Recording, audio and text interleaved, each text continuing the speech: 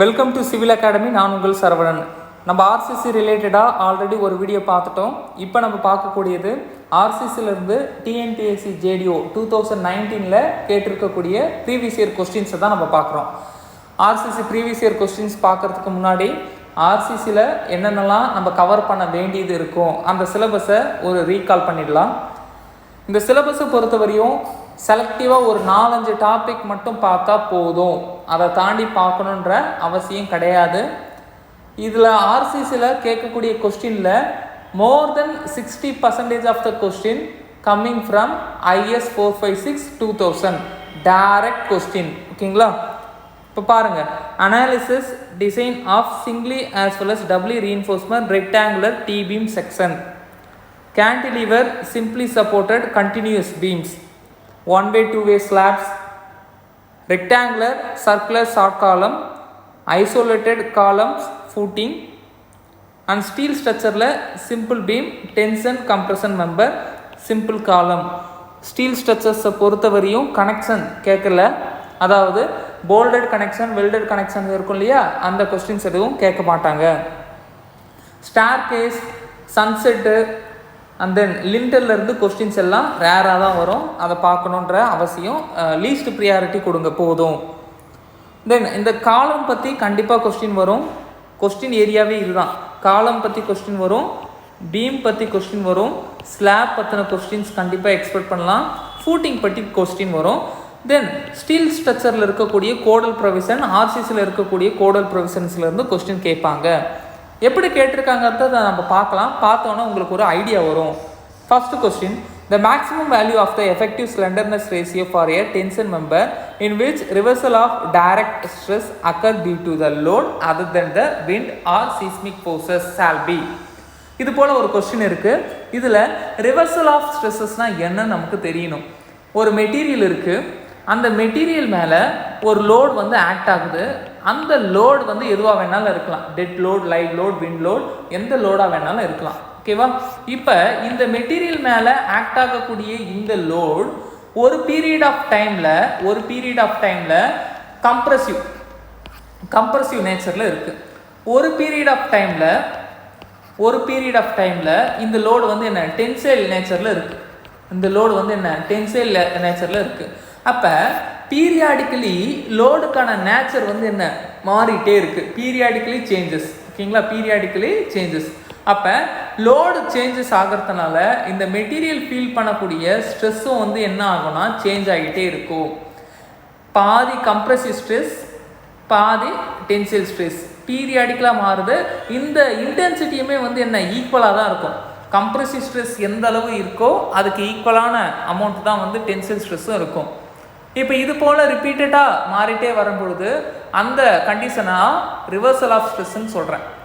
Act ஆகக்கூடிய லோடுக்கு dead load, live load இது மட்டும்தான் இருக்குது, விண்ட் லோட் கிடையாதுன்னு இந்த கொஸ்டினில் கொடுத்துருக்காங்க.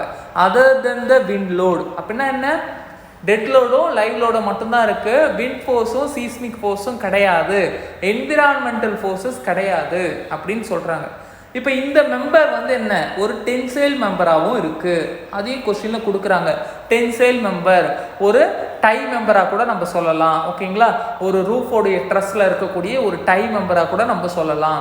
இப்போ இந்த டை மெம்பருக்கான slenderness ratio lambda, slenderness ratio என்ன?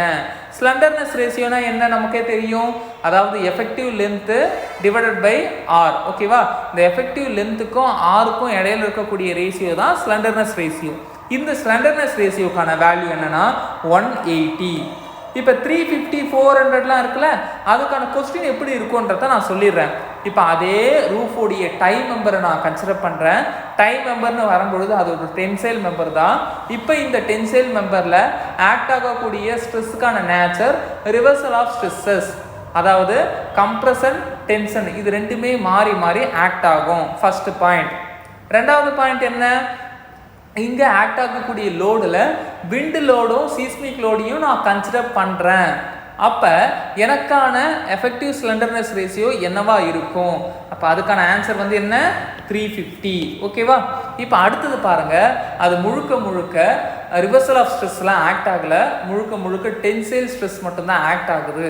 இப்போ எஃபெக்டிவ் ஸ்லெண்டர்னஸ் ரேஷியோ என்னவா இருக்கும்? 400. ஓகேவா? இது போல் வேரியஸ் கண்டிஷன் வேரியஸ் மெம்பருக்கு இந்த எஃபெக்டிவ் ஸ்லெண்டர்னஸ் ரேஷியோ பேஸ் பண்ணி கொஸ்டின் கேட்கறதுக்கான பாசிபிலிட்டிஸ் இருக்குது. இதெல்லாம் பார்த்து வச்சுக்கோங்க. அடுத்ததாக இருக்கக்கூடிய question, the nominal cover to the reinforcement for the moderate condition considering the durability requirement shall be. Durability, serviceability, இது எல்லாத்தையும் நம்ம நல்லா புரிஞ்சுக்கணும். இது எல்லாத்துக்குமே காரணமாக இருக்கக்கூடியது வந்து என்ன? என்விரான்மெண்டல் கண்டிஷன் தான் நம்ம சொல்லலாம். இந்த என்விரான்மெண்டல் கண்டிஷனை ஒரு 5 வகையாக கேட்டகரைஸ் பண்ணலாம். Mild, moderate, severe, very severe, extreme. இதுதான் 5 வகையான கேட்டகரி. இப்போ ஒவ்வொரு வகைக்குமே நம்மளுடைய நாமினல் கவருக்கான டெப்த் வந்து வேரி ஆகிட்டே இருக்குன்னு சொல்கிறாங்க. ஒவ்வொரு வகைக்குமே நாமினல் கவருக்கான டெப்த் வந்து என்ன வேரி ஆகிட்டே இருக்குன்னு சொல்கிறாங்க. சரி, எக்ஸாம்பிளாக இதுதான் வந்து நம்மளுடைய பீமுக்கான கிராஸ் செக்ஷனல் வியூ. இங்கே நம்மளுக்கான ரீஇன்ஃபோர்ஸ்மெண்ட் பார் வந்து இருக்குது. இந்த ரீஇன்ஃபோர்ஸ்மெண்ட் பார் சுற்றியும் சியர் ரீஇன்ஃபோர்ஸ்மெண்ட் நம்ம கொடுத்துருக்கோம். ஓகே, இப்போ நாமினல் கவர்னா என்னன்னா, அவுட்டர் மோஸ்டில் இருக்கக்கூடிய அந்த கான்கிரீட்டுக்கான சர்ஃபேஸில் ஆரம்பித்து இன்னரில் இருக்கக்கூடிய ஸ்டீல் பாருக்கான சர்ஃபேஸ் வரை இருக்கக்கூடிய அந்த டெப்த் தான் வந்து என்ன? Nominal cover. Nominal cover. Effective டெப்த்னா என்னன்னு கேட்பாங்க. சாரி, எஃபெக்டிவ் கவர்னா என்னன்னு கேட்பாங்க. எஃபெக்டிவ் கவர்னா என்ன? இங்கே இருக்கக்கூடிய பார் இருக்கு இல்லையா, மெயின் ரீஇன்ஃபோர்ஸ்மெண்ட் பார், அந்த மெயின் ரீஇன்ஃபோர்ஸ்மெண்ட் பாருடைய சிஜியில் ஆரம்பித்து அவுட்டர் மோஸ்ட் சர்ஃபேஸ் வரையும் இருக்கக்கூடிய டெப்த்துக்கு பேர் தான் வந்து என்ன? Effective cover. Effective cover. இந்த சின்ன டிஸ்டன்ஸ் தான் வந்து எஃபெக்டிவ் கவர். அப்போ மேலேருந்து இதுவரையும் இருக்கக்கூடிய டெப்த்துக்கு பேர் எஃபெக்டிவ் டெப்த்து. அதை பற்றி நம்ம பின்னாடி பார்ப்போம். அடுத்ததாக இருக்கக்கூடியது வந்து கிளியர் கவரை பற்றி கேட்பாங்க. கிளியர் கவர்னால் என்னென்னா, அகெயின் இந்த தனியாக நான் வரைகிறேன். இந்த மெயின் ரீஇன்ஃபோர்ஸ்மெண்ட் பார் இருக்குல்ல, இந்த மெயின் ரீஇன்ஃபோர்ஸ்மெண்ட் பாருடைய அவுட்டர் சர்ஃபேஸில் ஆரம்பித்து அவுட்டர் மோஸ்ட் சர்ஃபேஸ் இருக்கு இல்லையா, அந்த சிமெண்ட் கான்கிரீட்டோடைய அவுட்டர் மோஸ்ட் சர்ஃபேஸ் அது வரையும் இருக்கக்கூடிய டெப்த்துக்கு பேர் தான் வந்து என்ன? அது வரையும் இருக்கக்கூடிய டெப்த்துக்கு பேர் தான் வந்து என்ன? Clear cover. அப்போ clear cover, effective cover and then nominal cover, இது பற்றின ஒரு பேசிக் நாலேஜ் நமக்கு தேவைப்படுது. சில நேரங்களில் நாமினல் கவரும் கிளியர் கவருக்கான வேல்யூவும் ஈக்குவலாக இருக்கும். ஓகே, இப்போ இந்த மாடரேட் கண்டிஷனுக்கான வேல்யூ நம்ம பார்த்துடலாம். மாடரேட் கண்டிஷனுக்கான value 30 mm. Mild, moderate, severe, very severe, extreme, ஒவ்வொரு கண்டிஷனுக்கும் வேல்யூ இருக்குது. அதை ஈஸியாக மெமரி பண்ணிக்கலாம். 20 mm, 30 mm, 45 mm, 50 mm and then 75 mm. இந்த வேல்யூவை நீங்கள் மெமரி பண்ணிக்கிறது ரொம்ப நல்லது. இதை பேஸ் பண்ணி கொஸ்டின்ஸ் எல்லாம் கேட்டிருக்காங்க. அடுத்ததாக இருக்கக்கூடியது பாருங்கள். As per IS 456/2000 grade M30 is called as. M30 grade இருக்கக்கூடிய கான்கிரீட்டை நம்ம என்னென்னு நம்ம சொல்லுவோம்? ஸ்டாண்டர்ட் கான்கிரீட்டுன்னு நம்ம சொல்லணும். ஸ்டாண்டர்ட் கான்கிரீட்டுன்னு நம்ம சொல்லணும். M25 ஆரம்பித்து M55 வரை இருக்கக்கூடிய கான்கிரீட் கிரேடை ஸ்டாண்டர்ட் கான்கிரீட் சொல்லுவோம். 25 வயசுல தான் ஒரு ஸ்டாண்டர்டான லைஃப் ஸ்டைலை லீட் பண்ண ஆரம்பிப்போம். 55 வயசு வரையும் அது இருக்கும். 55 வயசுக்கு மேலே நம்ம போயிட்டோம் அப்படின்னா நமக்கு அதிகப்படியான மன வலிமை தேவைப்படும். ஹை ஸ்ட்ரென்த் M55, M60க்கு மேலே போச்சு அப்படின்னாலே அதை நம்ம என்னன்னு சொல்லுவோம்? ஹை ஸ்ட்ரென்த் கான்கிரீட் நம்ம சொல்லுவோம். High strength concrete. ஓகேவா? கிரேடு வந்து M60க்கு மேலே போச்சுன்னா ஹை ஸ்ட்ரென்த். M25 to M55னா standard concrete. In case M10 to M20 வரை இருக்கக்கூடிய கிரேடை வந்து நம்ம என்னன்னு சொல்லுவோம்? ஆர்டினரி கான்கிரீட்டு நம்ம சொல்லுவோம். அப்போ இந்த M30ன்றது இந்த ரேஞ்சுக்குள்ளே வருதுன்றதுனால இதை நம்ம என்னன்னு சொல்கிறோம்? ஸ்டாண்டர்ட் கான்கிரீட்டுன்னு நம்ம சொல்கிறோம். இந்த கொஸ்டின் பார்த்து வச்சுக்கோங்க. இதை பேஸ் பண்ணி கொஸ்டின் வந்து கேட்கலாம். இப்போ இதுலேயே வந்து என்ன நாமினல் நாமினல் மிக்ஸ்னா என்ன, டிசைன் மிக்ஸ்னா என்னன்னு சொல்லி கொஸ்டின் கேட்கறதுக்கான பாசிபிலிட்டிஸ் இருக்குது. And then mix ratio base பண்ணி M5, M10, M15 இதுக்கான அந்த ரேஷியோ வேல்யூ என்ன, அதை பேஸ் பண்ணி கொஸ்டின் கேட்கவும் பாசிபிலிட்டிஸ் இருக்குது.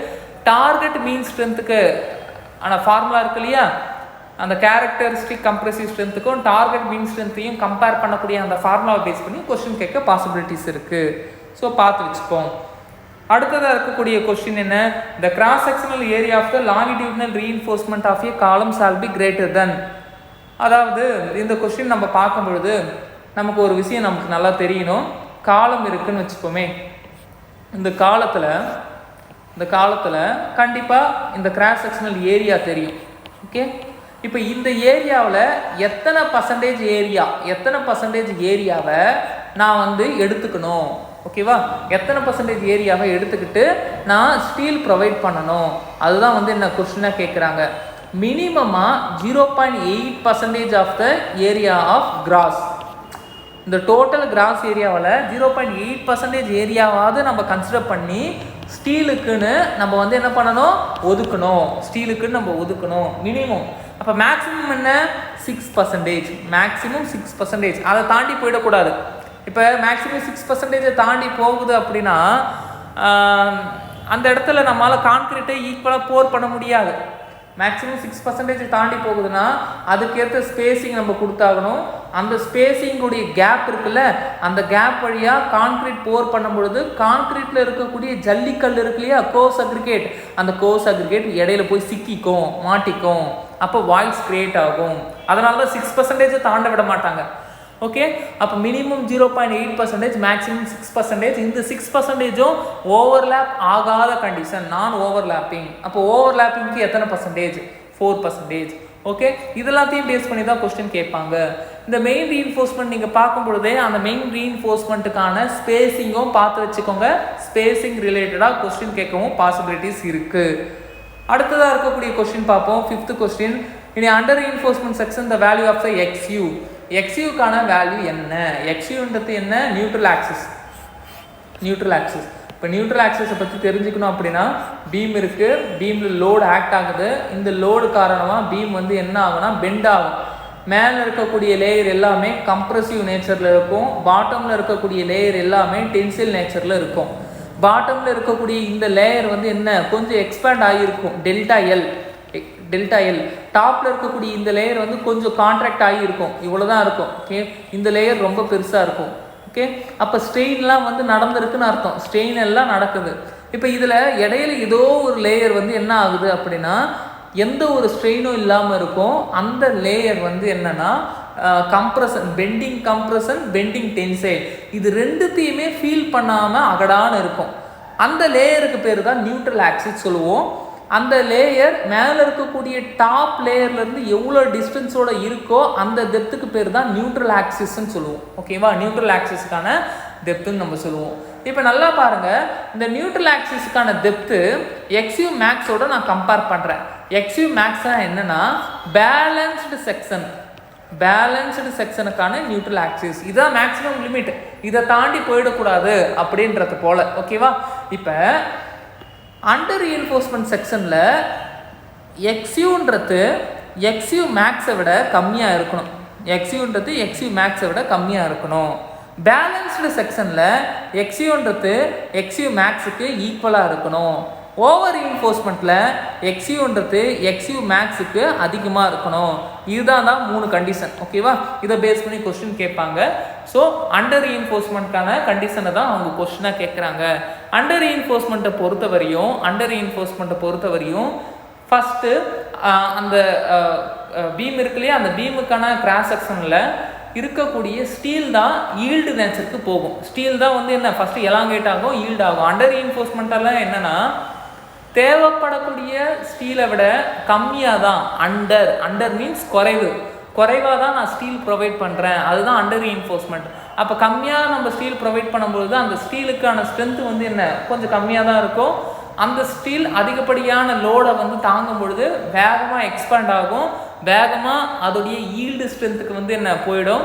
அப்போ வந்து கண்டிப்பாக கிராக் வந்து ஃபார்ம் ஆகும். அந்த கிராக் தான் நமக்கு இண்டிகேஷன், எஸ் இந்த பீம் வந்து என்ன கொஞ்சம் ஃபெயிலியர் ஸ்டேஜுக்கு போகுதுன்னு இண்டிகேட் பண்ணோம். ஓகேவா, அப்போ அந்த இண்டிகேஷனை பார்த்து நம்ம புரிஞ்சிக்கலாம். நமக்கு ஒரு டைம் பீரியட் இருக்கும்.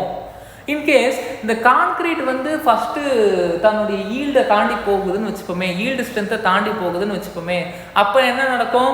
கான்கிரீட் ஒன்ஸ் அதோடைய ஸ்ட்ரென்த் எல்லாத்தையும் இழந்த உடனே அது வேகமாக கொட்டிக்கும். கான்கிரீட்டை பொறுத்தவரை பிரிட்டில் நேச்சர். கான்கிரீட்டை பொறுத்தவரை என்ன? பிரிட்டில்னா என்ன? கண்ணாடி உடையிறது போல் உடையும். ஸோ அதனால் நமக்கு வார்னிங்லாம் எதுவுமே கிடைக்காது, சடனாக உடஞ்சி விழும். அப்போ உள்ளே இருக்கிறவங்க எல்லாருமே பாதிக்கப்படுவாங்க. ஸ்டீல்ன்றது டக்டைல் நேச்சர். அது நல்லா எக்ஸ்பேண்ட் ஆகும் பொழுது, டக்டைல் ஆகும் பொழுதே கண்டிப்பாக கிராக் கான்கிரீட்டில், சரௌண்டிங்கில் இருக்கக்கூடிய கான்கிரீட்டில் வந்து என்ன ஆகும்னா கிராக் விழ ஆரம்பிக்கும். இந்த சரௌண்டிங் கான்கிரீட் எல்லாத்துலேயுமே கிராக் விழும். இந்த கிராக் மூலிமா நமக்கு தெரியும், ஆஹா ஓகே இந்த பீமு தன்னுடைய அல்டிமேட் ஸ்ட்ரென்த்துக்கிட்ட வந்து போகுது, இதால் இதுக்கு மேலே தாங்க முடியாது அப்படின்னு நமக்கு தெரிய ஆரம்பிக்கும். ஓகேவா? ஸோ இதெல்லாம் இதுக்கு பின்னாடி இருக்கக்கூடிய கான்செப்ட், அதெல்லாத்தையும் பின்னாடி பார்க்கலாம். அடுத்த கொஸ்டின் என்னென்னா, to control the deflections of the cantilever beam, the basic value of the span to depth of the span up to 10 meter. அதாவது நம்ம பீமுக்குன்னு சில வகைகளை சிலபஸ்லேயே நம்ம பார்த்தோம். என்னென்னலாம் பார்த்தோம் பாருங்கள். Simply supported, continuous, cantilever. இந்த பீம் ரிலேட்டடாக limit state of collapse, limit state of serviceability, இதை பேஸ் பண்ணி கொஸ்டின் கேட்கறதுக்கு வாய்ப்புகள் இருக்குது. இங்கு கேட்டிருக்கக்கூடியது லிமிட் ஸ்டேட் ஆஃப் சர்வீசபிலிட்டி. அதாவது ஸ்பேனுக்கும் எஃபெக்டிவ் டெப்த்துக்கும் இடையில இருக்கக்கூடிய ரேஷியோ தான் கேட்குறாங்க ஃபார் த கேன்டிலிவர் பீம். அந்த கேன்டிலிவர் பீமுக்கான லென்த்துமே வந்து என்ன? 10 மீட்டர் தான் இருக்கணும். ஓகேவா? 10 மீட்டர் தான் இருக்கணும். இப்போ 10 மீட்டரை தாண்டி போயிடுச்சுன்னா இந்த வேல்யூ எல்லாம் மாறும், அதையும் நம்ம பார்க்கலாம். ஓகேவா? இப்போ இந்த L/D ratio for the cantilever beam L/D ratio 7. Simply supported பீமுக்கு L/D ratio 20. Continuous பீமுக்கு L/D ratio 26. இந்த லென்த்து இன்கேஸ் 10 மீட்டரையும் தாண்டி எக்ஸ்டெண்ட் ஆகிட்டே போகுதுன்னா இந்த L/D ரேஷியோ ஃபர்தராக இன்க்ரீஸ் ஆகுமா டிக்ரீஸ் ஆகுமா கொஸ்டின் கேட்பாங்க. L/D ரேஷியோ ஃபர்தராக வந்து என்ன?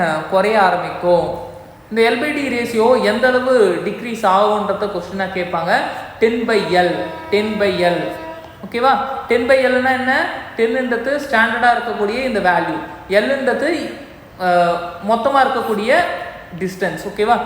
எக்ஸாம்பிளாக இதே கேன்டிலிவர் பீமுக்கான லென்த்து எஃபெக்டிவ் ஸ்பேன் இருக்கு இல்லையா, அந்த ஸ்பேனுக்கான வேல்யூ வந்து 15 மீட்டர்னு வச்சுக்கோமே. அப்போ இந்த வேல்யூ எப்படி ரெடியூஸ் ஆகும்னா 10/15. 10/15னா என்ன? 2/3. அப்போ ஃபஸ்ட்டு நமக்கு கிடைச்ச வேல்யூ பாருங்கள் 7. L/D ratio 7 for the span up to 10 metre.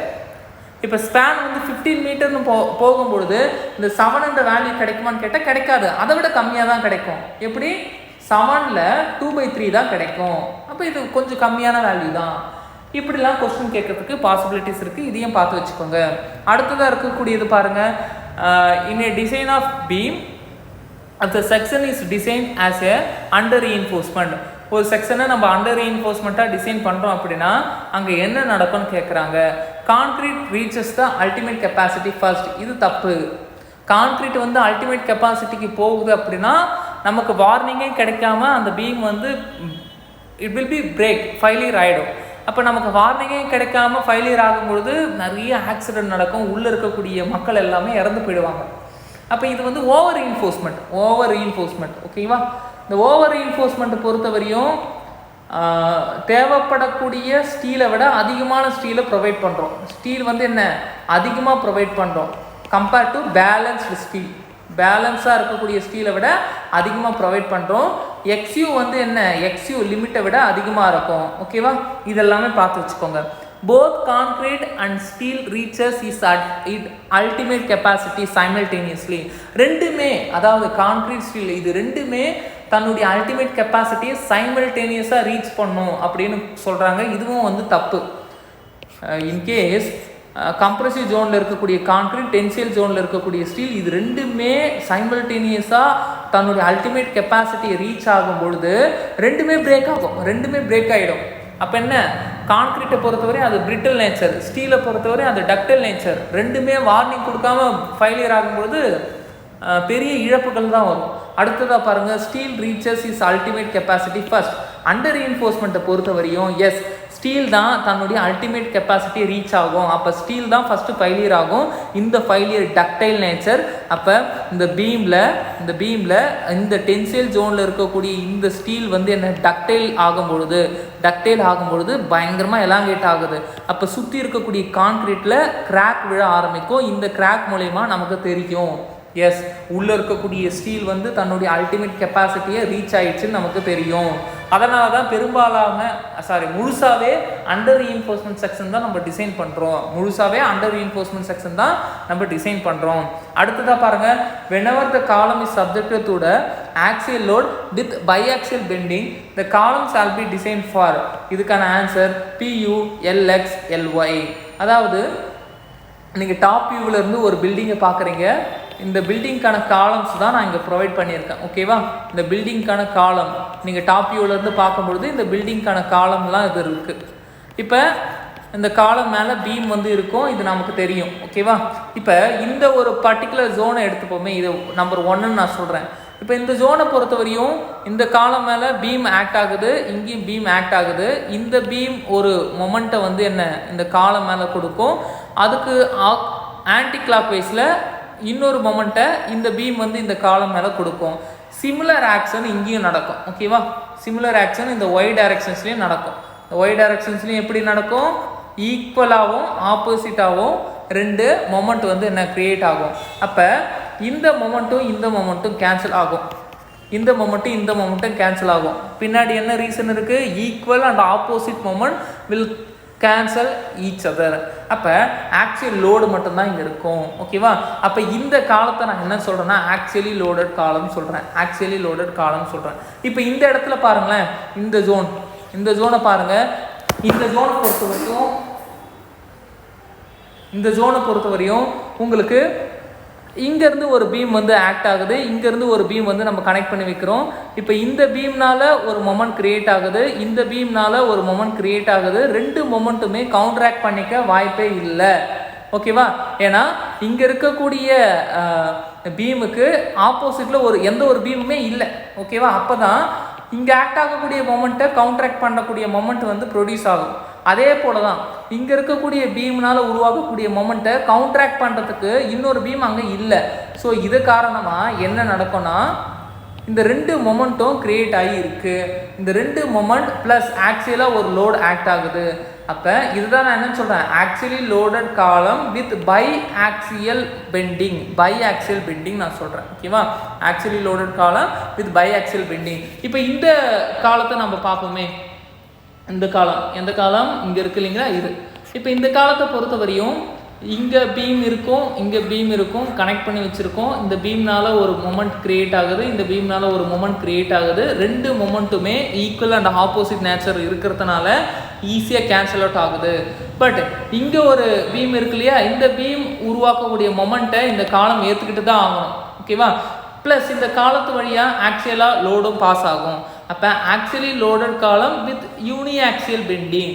இப்போ புரியுதுங்களா, uniaxial bending, biaxial bending, axially loaded column, இந்த வகைகள் எல்லாம் கொஞ்சம் பார்த்து வச்சுக்கோங்க. அதுக்கேற்ற போல் நம்ம டிசைன் பண்ண வேண்டியது இருக்கும். அடுத்ததாக இருக்கக்கூடிய கொஸ்டின் பாருங்கள். இந்த design of T beam, the recommended value of the D by F divided by D for all grades of steel by IS code 456/2000 shall be. இதுக்கான வேல்யூ 0.2. அதாவது IS கோடு கொடுக்கக்கூடிய டைரக்ட் வேல்யூ தான். டிஎஃப்னா என்ன, ஃப்ளாஞ்சுக்கான டெப்த்து. டிஎஃப்னா என்னன்னா ஃப்ளாஞ்சுக்கான depth. இது வந்து என்ன, flange, இது வந்து வெப்பு. இந்த வெப்பில் இந்த இடத்துல நான் வந்து டென்சைல் ரீஎன்ஃபோர்ஸ்மெண்ட் நான் கொடுக்குறேன். ஓகேவா, இப்போ இந்த ரீஎன்ஃபோர்ஸ்மெண்ட் வரி இருக்கக்கூடிய டெப்த்தை டின்னு நான் சொல்கிறேன். இப்போ டிஎஃப்யும் டிஇயும் நான் டிவைட் பண்ணி ஒரு ரேஷியோ கண்டுபிடிக்கிறேன்னா அந்த ரேஷியோ தான் 0.2. இது IS 456/2000 சஜஸ்ட் பண்ணுறாங்க, பார்த்து வச்சுக்கோங்க. அடுத்ததாக இருக்கக்கூடிய கொஸ்டின் என்ன, average strength of the 150 mm size concrete cube with a characteristic strength of 20 Nm/mm². ஓகேவா, அந்த ஸ்டாண்டர்ட் டிவியேஷன்ஸ் இஸ் 4. சிக்மா வந்து 4ன்னு கொடுத்துட்டாங்க.